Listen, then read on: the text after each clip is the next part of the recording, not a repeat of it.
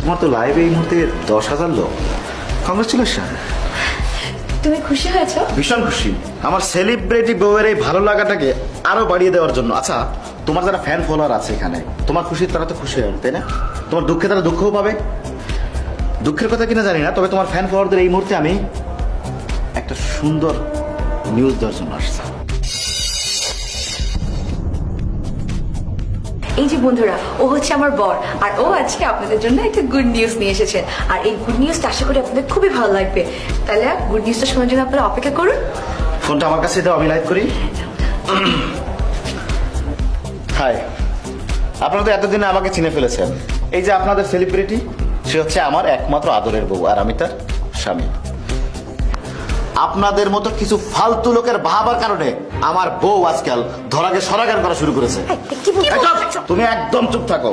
আজকে আমি যা বলবো তুমি এবং তোমার এই দর্শকরা সব শুনবে। আপনাদের উস্কানি পেয়ে পেয়ে আমার বউ যা শুরু করছে, আমার সেলিব্রিটি বউ, আপনাদের সেলিব্রিটি, সে আমার জীবনটাকে তেজপাতা করে ফেলছে। আমাদের বিবাহিত জীবনে 12টা মাথায় ফেলছে।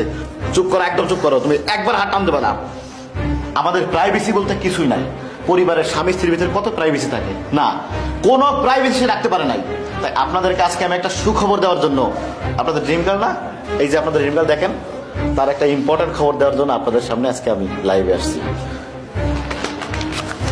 এই যে কি জানেন, এটা জানবেন কি করে? প্যাকেট তো এর ভিতরে হচ্ছে ডিভোর্স লেটার। আমি আপনাদের এই সুপারস্টার গাছকে দেখুন ডিভোর্স দিই।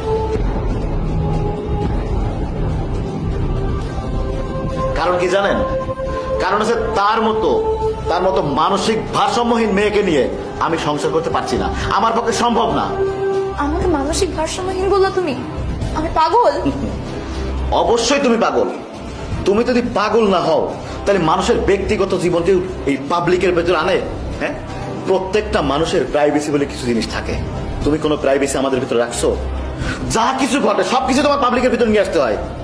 আমাদের স্বাভাবিক জীবনটাকে তুমি অতিষ্ঠ করে ফেলছো। শুধু আমাকে না, তুমি আমার বাবা মাকে দেখো আমার বাবা মাকে, তাদের কি অবস্থা। আজকে আপনাদের সবার সামনে আপনার এই সুপারস্টারকে, আমার সেলিব্রিটি বউকে আমি ডিভোর্স পেপারে সই করাবো। আপনারা সবাই তো সাক্ষী। আমার মোবাইল দাও।